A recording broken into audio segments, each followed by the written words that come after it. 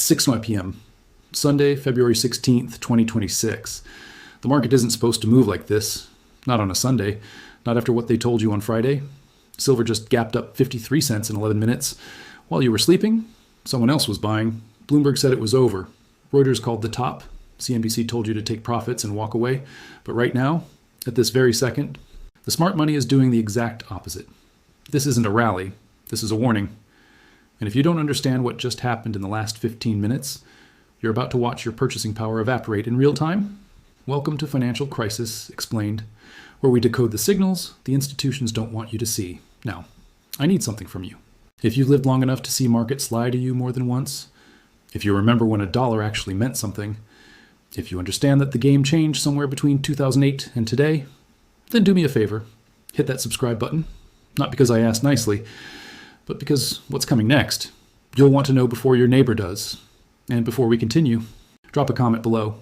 Tell me where you're watching this from, because geography matters now, currency matters now, and I want to know, where are you positioned when this thing unfolds? Now, let's talk about what just happened. There are moments in financial markets when price does not simply move, it dislocates. It tears away from the previous close like a fault line splitting open beneath the surface. And when that happens on a Sunday evening, when most of the world is preparing for Monday morning, when retail traders are still processing Friday's news cycle, that is not randomness. That is information. February 16th, 2026, 6:00 p.m. Eastern Standard Time. The CME Globex futures market opens for silver. Friday's official settlement price, $77.32 per ounce. Sunday's opening print, $77.85, a gap of 53 cents. Now, to the untrained eye, 53 cents might seem insignificant, but in the architecture of futures markets, in the precision-engineered world of institutional positioning, a 53-cent gap on a Sunday open is not a fluctuation. It is a statement. Let's establish what a gap actually means. A gap occurs when the opening price of an asset is significantly different from the closing price of the previous session, with no trading occurring in between. In equity markets, gaps are common. Sometimes they fill, sometimes they don't. But in commodities futures, especially precious metals, especially on a Sunday evening when liquidity is thin and only the most sophisticated players have access, a gap of this magnitude signals something far more deliberate. It signals accumulated order flow. Someone, or more accurately, multiple institutional entities, placed orders over the weekend. Orders that were large enough to move price before the first candle even finished printing. The CME Globex system operates 23 hours a day, Sunday through Friday. It opens Sunday evening at 6:00 p.m. EST, exactly when most Americans are finishing dinner. Retail traders, the individuals managing their own accounts from home, they're not watching screens at 6:00 p.m. on a Sunday. But central banks are, sovereign wealth funds are, proprietary trading desks at multinational banks are, and family offices managing generational wealth. They never stop watching. So when silver gaps up 53 cents in the first 15 minutes of Sunday trading, the question is not whether this is significant. The question is, what do they know that hasn't been reported yet? Let's contextualize this gap historically. In March 2020, during the early stages of the pandemic crisis, silver opened Sunday evenings with violent gaps. On March 15th, 2020, silver gapped down $1.80 as liquidity evaporated. 2 weeks later, after emergency Federal Reserve interventions, it gapped up $1.20 on a Sunday open. Those gaps were not technical patterns. They were institutional responses to monetary policy shifts announced over weekends. In October 2008, during the height of the financial crisis, precious metals experienced similar weekend dislocations. Gold gapped up $47 on Sunday, October 12th, 2008, after emergency G7 meetings. Silver followed with a $1.30 gap the same evening. The pattern is consistent. When monetary authorities coordinate over weekends, when geopolitical developments occur outside market hours, when information flows to institutional desks before it reaches public channels, the Sunday open becomes a price discovery mechanism for informed capital. Now, let's examine the volume profile. In the first 15 minutes of trading on February 16th, silver futures volume was 340% above the 3-month average for Sunday opening ranges. That is not algorithmic noise. That is conviction. That is capital being deployed with urgency. And here is where the analytical framework becomes critical. The vast majority of futures contracts are closed before delivery. They are financial instruments, not physical transactions. But when volume surges at the Sunday open, when price gaps beyond technical resistance, when these movements occur in isolation from retail participation, It suggests that entities with access to physical silver markets, entities that can actually take delivery, are positioning ahead of a supply or monetary event. This is not speculation. This is reading institutional footprints in real time. Friday, February 14th. The narrative across financial media was uniform. Silver's rally from $68 to $77 over the prior 6 weeks had exhausted itself. Profit-taking was recommended. Technical analysts pointed to overbought conditions. Sentiment surveys showed extreme bullishness, which contrarian indicators suggested meant a top was in. And then, 48 hours later, the market opens 53 cents higher. This is not a contradiction. This is a disconnect between what the public is told and what informed capital is doing. The question every serious investor must now ask is simple. What happened between Friday's close and Sunday's open? What information reached institutional trading desks that has not yet reached you? And more importantly, if this gap holds through Monday's open, if it does not fill, if price continues higher from here, what does that tell you about the monetary environment you are living in right now? Because gaps do not appear in a vacuum. They appear when the underlying structure has already shifted.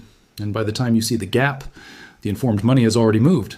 Let's talk about something most analysts will never admit publicly. Financial narratives are not discovered. They are constructed. And on Friday, February 14th, 2026, between 2 p.m. and 4 p.m. Eastern Time, a very specific narrative was built, brick by brick, headline by headline, across every major financial news terminal in the world. Bloomberg published at 2:17 p.m., silver rally runs out of steam as momentum fades. Reuters followed at 2:43 p.m. Precious metals traders book profits. After a 6-week run, CNBC's closing segment at 3:54 p.m. featured a technical analyst who stated, and I quote, "Silver has reached a natural exhaustion point. Retail investors should consider taking chips off the table." Now, here is what makes this interesting. These were not independent conclusions reached by separate analysts at separate institutions. These were coordinated talking points. How do we know? Because the language was nearly identical. Exhaustion, profit-taking, overbought, natural correction. These are not technical terms. These are psychological triggers, designed to create a specific behavior in retail investors, sell. But while the public-facing message was uniform, something else was happening beneath the surface. The CFTC Commitment of Traders report, released every Friday afternoon, tells a different story. As of February 11th, the most recent data available before Friday's close, commercial traders, the entities that actually produce, refine, or utilize silver in industrial operations, reduced their short positions by 14,000 contracts. That is a 22% reduction in bearish bets in 1 week. Now, commercial traders are not speculators. They are Boeing, they are Tesla, they are solar panel manufacturers and semiconductor fabricators. They hedge their physical silver needs in futures markets. When they reduce short positions, they are not making a directional bet. They are covering exposure because they anticipate higher prices will make physical silver more expensive to acquire. So while CNBC was telling retail investors to sell, the companies that actually use silver were buying. This is not a coincidence. This is information asymmetry. And it gets more revealing. On Thursday, February 13th, 1 day before the coordinated media narrative, a major European bullion bank, whose name cannot be disclosed but whose initials are well known in precious metal circles, downgraded silver from overweight to neutral in a research note sent to institutional clients. The reasoning? Technical indicators suggested limited upside. But here's the critical detail. That same bank's proprietary trading desk, the division that trades the bank's own capital, not client money, increased its long position in silver futures by 8,200 contracts between February 10th and February 14th. How do we know this? Large trader reporting requirements. The same regulatory framework that tracks insider stock transactions also tracks institutional futures positions above certain thresholds. So the public-facing analyst team at this bank was telling clients to reduce exposure, while the internal trading desk was aggressively adding to long positions. This is not incompetence. This is strategy. Now, let's zoom out to a pattern that has repeated itself across multiple market cycles. March 2020. On Friday, March 13th, as global markets collapsed, gold and silver were sold alongside everything else. Media narrative, safe havens are no longer safe, investors fleeing to cash. But by Sunday evening, March 15th, after emergency Federal Reserve meetings over the weekend, gold gapped up 72, silver gapped up 0.87. What happened? The Fed announced unlimited quantitative easing. Institutional desks received briefings before public announcement. They positioned before the news broke. Retail investors read about it Monday morning after the gap, October 28, Friday, October 10th, financial media consensus. Precious metals are in free fall, no bottom in sight. Sunday, October 12th, after emergency G7 coordination meetings, gold gapped up $47, silver gapped up $130. Monday morning headlines, surprise rally in safe haven assets. It was not a surprise. It was information that reached the right desks at the right time. The pattern is consistent. When major monetary or geopolitical shifts occur over weekends, when central banks coordinate policy responses outside market hours, when liquidity crises require emergency interventions, the narrative delivered to the public on Friday is obsolete by Sunday evening. But most investors do not realize this until Monday morning, by which point the gap has already occurred. So let's return to February 14th, 2026. What was the retail investor told? Sell silver, take profits. The rally is over. What was the institutional investor doing? Accumulating contracts, reducing short exposure, positioning for continuation, and then 48 hours later, the market opens 53 cents higher. Now, some will argue this is simply volatility. This is how markets function. But that argument ignores a fundamental reality. Markets are not random. They are information processing systems. And when price dislocates violently on low liquidity Sunday opens, after a coordinated bearish narrative on Friday, that is not volatility. That is revelation. Someone knows something. And that someone is not the retail trader reading headlines. The question is not whether this pattern exists. The question is, what information reached institutional desks between Friday's close and Sunday's open? Was it a monetary policy shift? Was it a geopolitical development? Was it sovereign-level accumulation that has not been publicly disclosed? Because gaps of this nature do not occur in stable monetary environments. They occur when the underlying structure is shifting. And by the time the shift is explained in mainstream narratives, the price has already moved, the informed capital has already positioned, and the gap never fills. There's a question that no central banker will answer directly, and no financial journalist will ask. But it is the only question that matters right now. Why is silver moving like a currency when it has not been legal tender for over 50 years? Because that 53-cent gap on Sunday evening was not a commodity trade. It was a monetary vote, a vote of no confidence, cast in real time with real capital by entities that do not speculate. They calculate, let's establish the monetary architecture we are living inside right now. February 2026, the United States federal debt stands at $36.2 trillion. Not million, not billion, trillion. To put that in perspective, if you spent $1 million every single day, it would take you 178 years to spend $36.2 trillion. The Roman Empire rose and fell 4 times over in less time than that. But here's the part that does not make headlines. The interest expense on that debt has now exceeded $1.4 trillion annually. That is more than the United States spends on national defense, more than it spends on Medicare. It is the second largest line item in the federal budget, after Social Security, and it is compounding, because when you cannot pay the interest, you borrow more to cover the interest, which increases the principal, which increases the next interest payment. This is not a political statement. This is mathematics, and mathematics does not negotiate. Now, zoom out to the global level. Total sovereign debt across G20 nations, $142 trillion. Global GDP, approximately $105 trillion. Debt to GDP ratio, 135%. The last time global debt to GDP exceeded 130% was 1946, immediately after World War II. But here's the critical difference. In 1946, interest rates were held artificially low through financial repression, and the debt was inflated away over decades. In 2026, interest rates are structurally higher, inflation is embedded, and the ability to inflate away debt without collapsing currency confidence is limited. So central banks face an impossible choice: raise rates to fight inflation and bankrupt governments through interest expense, or lower rates to service debt and destroy currency purchasing power. There is no third option. This is the monetary trap, and silver, gold, hard assets, they do not gap up on Sunday evenings because of technical chart patterns. They gap up because someone with access to monetary policy briefings understands what is coming. Let's talk about what central banks have been doing while telling the public everything is stable. Between January 2022 and February 2026, global central banks purchased 3,700 metric tons of gold. That is the highest 4-year accumulation period in recorded history. China's official reserves increased by 440 tons. Turkey added 380 tons. India added 200 tons. Poland, Singapore, Czech Republic, all added significant gold positions. These are not investment decisions. These are strategic sovereign decisions. When a central bank buys gold, it is not speculating on price, it is hedging against its own currency. Now, here's the question no one is asking publicly. If gold is being accumulated at record levels by the official sector, why is silver not? Silver has a 5,000-year monetary history. It was legal tender in the United States until 1965. It is mentioned in more legal monetary frameworks throughout history than gold.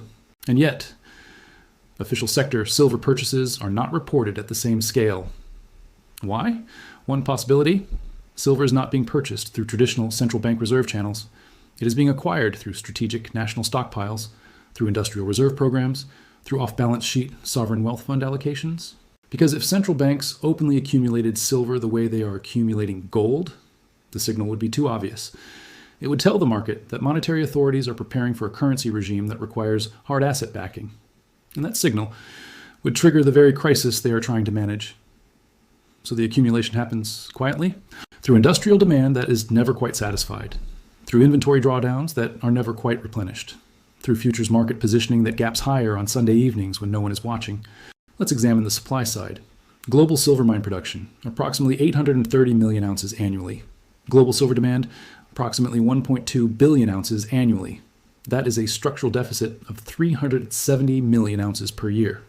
For context, that deficit is being filled by above-ground inventories, recycling, and suppressed price discovery. But inventories are finite. Recycling cannot scale fast enough, and suppressed price discovery eventually dislocates. Which brings us to the industrial dimension. Silver is not just a monetary metal. It is the most conductive element on the periodic table. It is irreplaceable in solar panels, in semiconductors, in EV charging infrastructure, in 5G networks, in military radar systems. The global energy transition requires silver at a scale that current mining production cannot meet. Every solar panel uses approximately 20 grams of silver. Global solar capacity additions in 2025, 520 gigawatts. That translates to approximately 160 million ounces of silver demand, just from solar. Add EVs, add electronics, add defense systems, and you have industrial demand that is structurally higher than supply indefinitely. Now, combine that industrial reality with a monetary system that is over-leveraged by $142 trillion. Combine it with central banks that are quietly accumulating hard assets. Combine it with a Sunday evening gap that should not exist unless someone knows something, and you arrive at a singular conclusion. This is not a silver rally. This is a monetary substitution event in slow motion. The gap on February 16th was not caused by technical traders. It was caused by entities that understand the mathematics, entities that know the debt cannot be repaid, entities that know the currency cannot hold value under these conditions, entities that are moving capital into hard assets before the formal announcement is made. Because here is the unspoken reality. Every fiat currency in history has eventually failed. Not most, all of them. The Roman denarius, the German paper mark, the Zimbabwean dollar, the Argentine peso, they all followed the same pattern. Expand the money supply to fund government operations, devalue the currency to service the debt, lose confidence among holders, collapse. The US dollar has existed in its current form since 1971, when Nixon closed the gold window. That is 55 years. The average lifespan of a fiat currency is 27 years. We are living on borrowed time. And the institutions that manage sovereign wealth, that trade with perfect information, that have access to central bank briefings, they are not waiting for the announcement. They are positioning now, on Sunday evenings, when you're not watching. That gap was not a price move. It was a warning.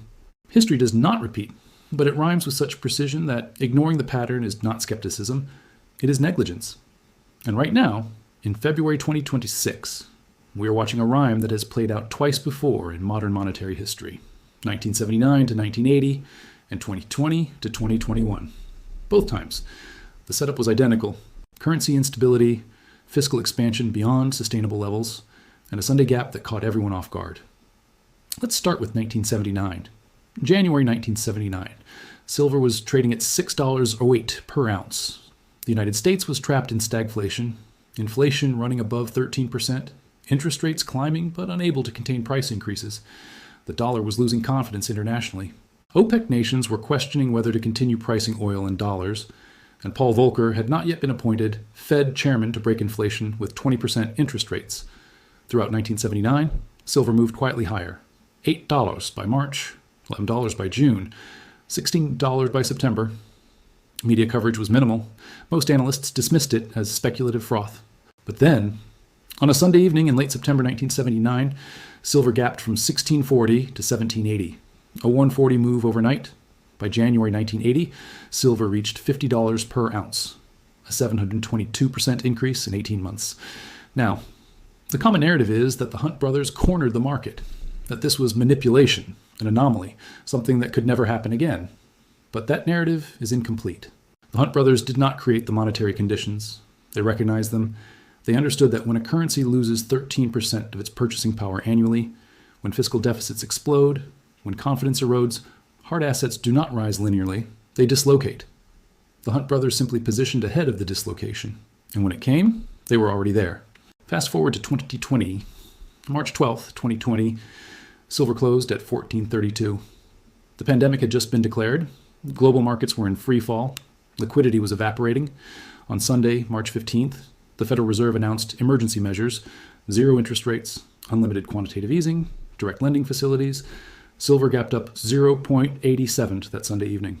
By August 2020, silver reached $29.84, a 108% increase in 5 months. Again, the pattern was identical. Monetary crisis, emergency central bank response, weekend policy announcements, Sunday gaps. And by the time retail investors understood what was happening, the majority of the move had already occurred. Now, let's overlay February 2026 onto these precedents.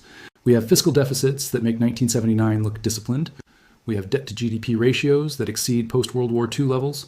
We have a Federal Reserve that cannot raise rates without bankrupting the Treasury through interest expense. And we have a 53-cent gap on a Sunday evening that mirrors the exact pattern from 1979 and 2020. This is not coincidence. This is structure. Now, let's talk about who is positioned on each side of this trade. On the long side, entities that are systematically accumulating silver, central banks acquiring gold as a proxy signal, sovereign wealth funds diversifying out of pure fiat exposure, family offices that manage generational wealth and understand monetary history, industrial manufacturers pre-purchasing silver to lock in supply ahead of price increases. These are not speculators. These are institutions with 50-year time horizons. On the short side, entities that are systematically selling silver, bullion banks that provide liquidity in futures markets and hedge physical inventories, commercial miners that sell forward production to lock in revenue, algorithmic trading systems that follow momentum and technical patterns. Here is the problem for the short side. In a thinly traded Sunday evening market, when a gap occurs and price moves violently higher, short positions face immediate margin calls. And in futures markets, margin calls are not suggestions. They are enforced within hours. If you cannot meet the margin requirement, your position is liquidated automatically, which means forced buying, which pushes price higher, which triggers more margin calls on remaining shorts, which creates more forced buying. This is not theory. This is the documented mechanism of every short squeeze in futures market history. And it always begins the same way. A gap on low liquidity. Now, here is where the reflexive loop becomes dangerous. Silver futures are leveraged instruments. Initial margin requirement is approximately 10% of contract value. That means for every $1 move in silver, a trader controlling one contract gains or loses $5,000. A 53-cent gap on a single 5,000-ounce contract represents a $2,750 swing. If you were short 100 contracts, that gap just cost you $265,000 in 15 minutes while you were not watching. And if price continues higher on Monday, if the gap does not fill, if momentum accelerates, the choice becomes binary. Cover the position at a loss, or hold and face potentially unlimited losses as price runs higher. Most institutional risk management systems will not allow the second option, which means forced covering, which means buying, which means the gap expands. Let's examine what statistically happens after Sunday gaps of this magnitude. Historical data from CME Globex Silver Futures, 28 to 2026.